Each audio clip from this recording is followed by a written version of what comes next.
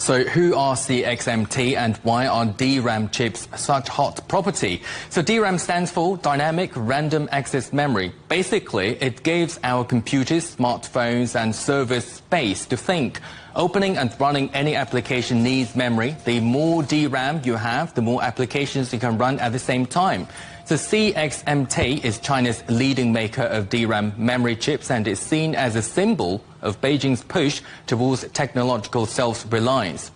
The global DRAM market has long been dominated by Samsung, SK Hynix and Micron Technology. CXMT is the world's fourth largest and had a market share of nearly 8% in 2025. Well, Beijing wants to reduce its dependence on foreign chips and is looking for CXMT to be a competitive domestic producer in a field currently dominated by foreign companies. And I've been speaking to Rob Kniaz from the London-based tech venture capital firm H3 Capital.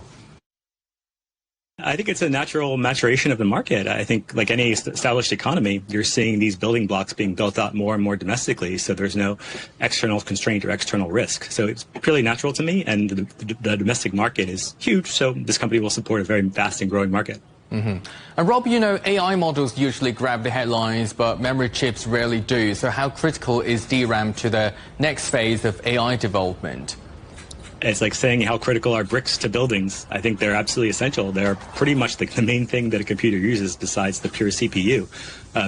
You can't understate the importance. They're used everywhere. So I think having this kind of foundry that can make the chips from high-end to low-end, high quality to low quality is, again, pretty essential. And it's a pretty building block-oriented company like an NVIDIA or a Micron. So compared with global leaders such as Samsung, SK Hynix and Micron in terms of technology, so CXMT's market share is about 8%, about 9%. So how do you see the potential of the company?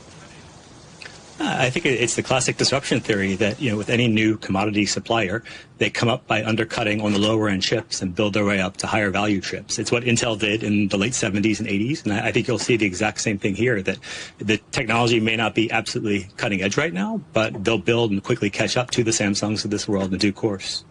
And do you have a timeline? Do you know how long it would take probably for the company to catch up with the top players? I would suspect.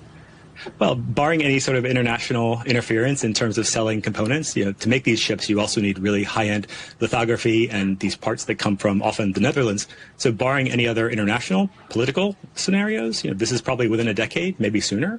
But of course, you do have Western governments that see a lot of strategic value in potentially blocking these too. So it'll be interesting how fast and how quickly they can purchase their own complete supply of manufacturing parts.